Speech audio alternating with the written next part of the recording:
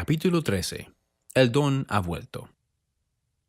Cuando José regresó a Kirtland a fines de agosto de 1831, la tensión aún persistía entre él y algunos de los élderes que lo habían acompañado a Independence. Luego de la discusión a orillas del río Missouri, José y la mayoría de los élderes que viajaban con él se humillaron, confesaron sus pecados y buscaron el perdón. A la mañana siguiente, el Señor los había perdonado y les había ofrecido consuelo y aliento. Por cuanto os habéis humillado ante mí, había dicho, vuestras son las bendiciones del reino. Otros élderes, entre ellos Ezra Booth, no prestaron atención a la revelación ni resolvieron sus diferencias con José. Cuando Ezra regresó a Kirtland, continuó criticando a José y quejándose de sus acciones en la misión.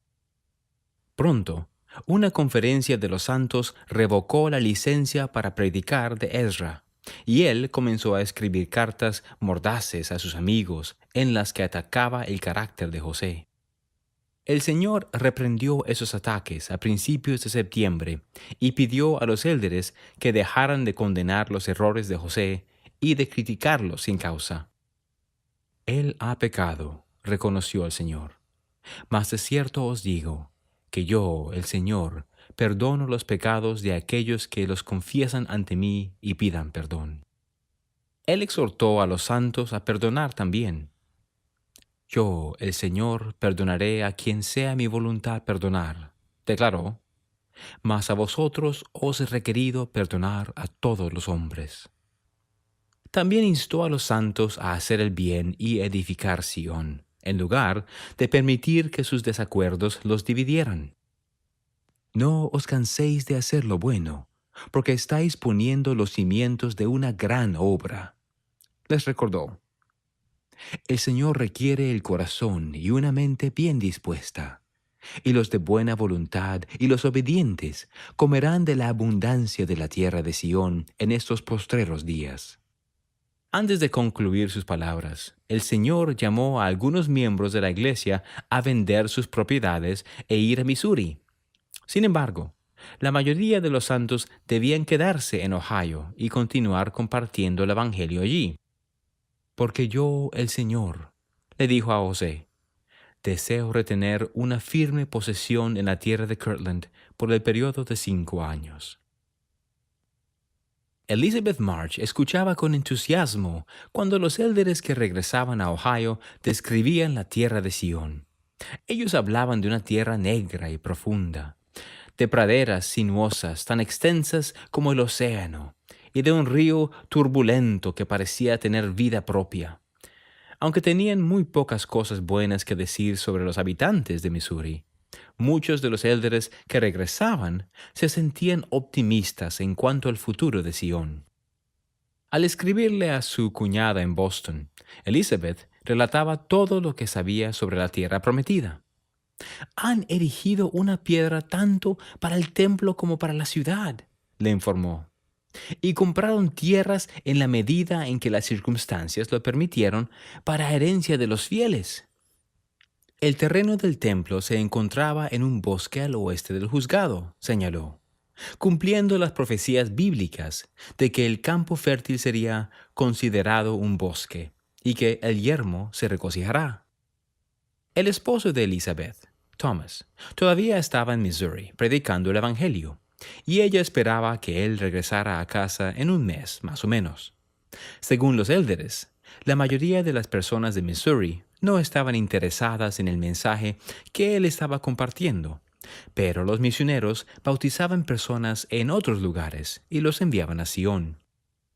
En poco tiempo, cientos de santos se congregarían en Independence.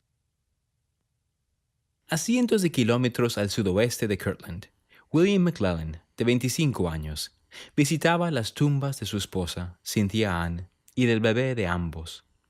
William y Cynthia Ann habían estado casados durante menos de 2 años, cuando ella y el bebé murieron. Como maestro de escuela, William tenía una mente rápida y un don para escribir. Pero desde que había perdido a su familia, no encontraba nada que lo consolara en sus horas de soledad. Un día, Después de enseñar su clase, William oyó a dos hombres predicar acerca del Libro de Mormón. Uno de ellos, David Whitmer, declaró que había visto un ángel que testificó que el Libro de Mormón era verdadero. El otro, Harvey Whitlock, asombró a William con el poder y la claridad de su predicación. William invitó a los hombres a que le enseñaran más, y las palabras de Harvey lo impresionaron nuevamente. «Nunca oí una predicación como esa en toda mi vida», escribió William en su diario. «La gloria de Dios parecía rodear al hombre». Deseoso de conocer a José Smith e investigar sus afirmaciones, William siguió a David y Harvey hasta Independence. Para cuando llegaron, José ya había regresado a Kirtland, pero William conoció a Edward Partridge, Martin Harris y Hiram Smith, y oyó sus testimonios. También habló con otros hombres y mujeres de Sion, y se maravilló del amor y la paz que vio entre ellos. Un día, mientras daba un largo paseo por el bosque, habló con Hiram sobre el Libro de Mormón y el comienzo de la iglesia. William deseaba creer, pero a pesar de todo lo que había oído hasta ese momento, todavía no estaba convencido de unirse a la iglesia. Él quería tener un testimonio de Dios de que había encontrado la verdad. Temprano a la mañana siguiente, oró para pedir guía. Reflexionando sobre su estudio del Libro de Mormón, William se dio cuenta de que éste había abierto su mente a una nueva luz. Entonces supo que era verdad y se sintió moralmente obligado a testificar de ello. Estaba seguro de haber encontrado la iglesia viviente de Jesucristo. Hiram bautizó y confirmó a William ese mismo día, y los dos hombres partieron hacia Kirtland. Mientras predicaban por el camino, William descubrió que tenía talento para cautivar a las audiencias y debatir con los ministros. Sin embargo, cuando predicaba, a veces actuaba con arrogancia y se sentía mal cuando su jactancia alejaba el espíritu. Una vez que llegaron a Kirtland, William estaba ansioso por hablar con José. Tenía varias preguntas específicas que quería que le respondiera, pero las guardó para sí mismo, orando para que José las discerniera por su cuenta y revelara sus respuestas. William ahora no estaba seguro de dónde ir, ni qué hacer con su vida. Sin una familia, podía dedicarse por completo a la obra del Señor. Pero una parte de él quería buscar primero su propio bienestar. Esa noche, William se fue a casa con José y le pidió una revelación del Señor, como sabía que muchos otros habían hecho. José estuvo de acuerdo y, cuando el profeta recibió la revelación, William oyó al Señor responder cada una de sus preguntas. Su ansiedad dio paso al gozo. Sabía que había encontrado a un profeta de Dios. Unos días más tarde, el 1 de noviembre de 1831, José convocó a un consejo de líderes de la iglesia. Ezra Booth había publicado recientemente una carta en un periódico local en la que acusaba a José de hacer falsas profecías y ocultar sus revelaciones al público. La carta tuvo gran circulación y muchas personas comenzaron a desconfiar de los santos y su mensaje. Muchos santos también querían leer la palabra del Señor por sí mismos. Debido a que solo habían copias escritas a mano de las revelaciones que había recibido José, estas no eran muy conocidas entre la mayoría de los miembros de la iglesia. Los élderes que deseaban utilizarlas en la obra misional tenían que copiarlas a mano. Sabiendo esto, José propuso publicar las revelaciones en un libro.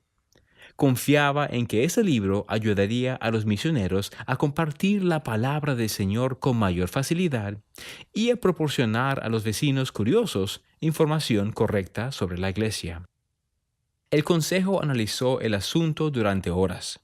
David Whitmer y algunos otros se opusieron a la publicación de las revelaciones, preocupados de que al hacer más públicos los planes del Señor para Sion, los santos en el condado de Jackson pudieran experimentar problemas.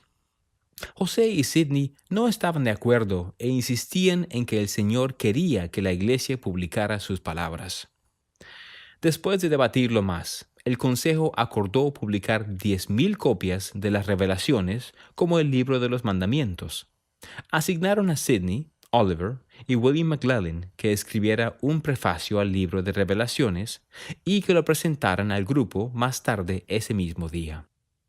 Los tres hombres comenzaron a escribir de inmediato, pero cuando regresaron con un prefacio, el consejo no se sintió satisfecho con el mismo. Lo leyeron debatiendo línea por línea y le pidieron a José que procurara conocer la voluntad del Señor en cuanto a él. José oró y el Señor reveló un nuevo prefacio para el libro.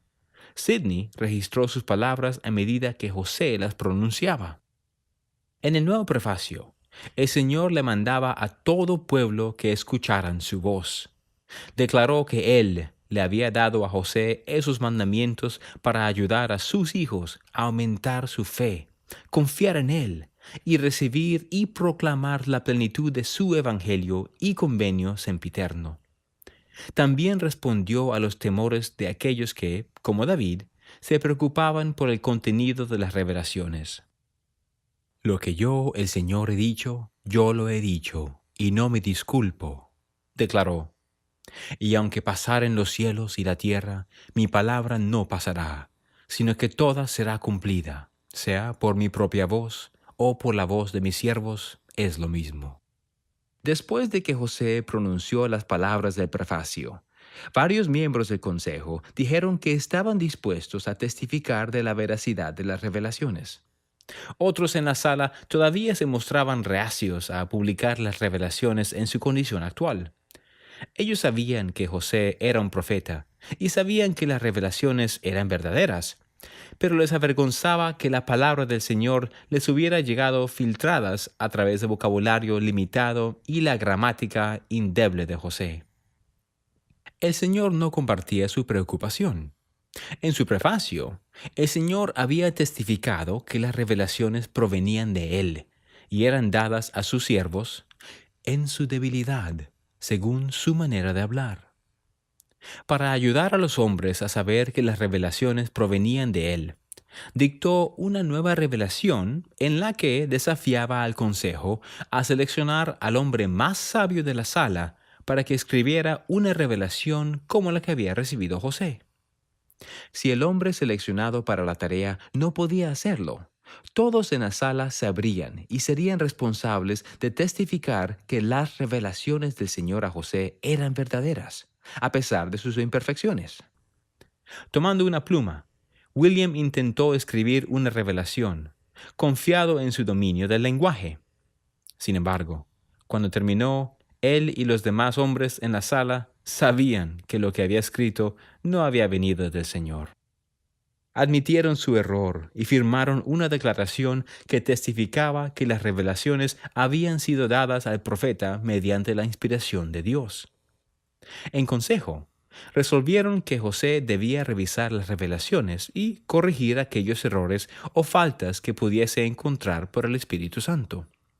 Alrededor de esta época, Elizabeth Marsh recibió a una predicadora viajante llamada Nancy Toll en su casa de Kirtland. Nancy era una mujer pequeña y delgada, con grandes ojos que ardían con la intensidad de sus convicciones. A los 35 años, Nancy ya se había hecho una fama al predicar a grandes congregaciones de hombres y mujeres en escuelas, iglesias y reuniones al aire libre por todo Estados Unidos. Después de hablar con ella, Elizabeth se dio cuenta de que era educada y firme en sus convicciones. Nancy había llegado a Kirtland con un propósito. Aunque por lo general tenía una actitud abierta hacia otras iglesias cristianas, aun cuando no estuviera de acuerdo con ellas. Pero Nancy estaba segura de que los santos eran engañados. Ella quería aprender más sobre ellos para poder ayudar a otros a resistir sus enseñanzas. Elizabeth no apoyaba tal misión, pero podía entender que Nancy estuviera defendiendo lo que pensaba que era la verdad. Nancy los escuchó predicar y presenció algunos bautismos en un río cercano. Más tarde, ese mismo día, ella y Elizabeth asistieron a una reunión de confirmación con José, Sidney y otros líderes de la iglesia. En la reunión, William Phelps confrontó a Nancy por dudar de la veracidad del libro de Mormón. No serás salva a menos que creas en ese libro, le dijo él. Nancy miró a William con fiereza. Si yo tuviera ese libro, señor, lo quemaría, dijo. Nancy se sorprendía de que tantas personas talentosas e inteligentes pudieran seguir a José Smith y creer en el libro de Mormón. Señor Smith, dijo ella, dirigiéndose al profeta, ¿puede usted, en la presencia de Dios Todopoderoso, dar su palabra mediante juramento de que un ángel del cielo le mostró el sitio de esas planchas? No juraré en absoluto, dijo José con ironía. En lugar de ello, él se acercó a los que se acababan de bautizarse, les puso las manos sobre la cabeza y los confirmó. Volviéndose hacia Nancy, Elizabeth le testificó de su propia confirmación. Tan pronto como sus manos se apoyaron en mi cabeza, dijo, sentí al Espíritu Santo que me cubría como si fuera agua tibia. Nancy se ofendió, como si Elizabeth la hubiera acusado de no saber cómo se sentía el Espíritu del Señor. Se volvió a José nuevamente. ¿No se avergüenza de tales afirmaciones?, le preguntó. Usted, que es como cualquier otro ignorante labrador de nuestra tierra. José testificó simplemente. El don ha vuelto, como en los tiempos antiguos, a pescadores analfabetos.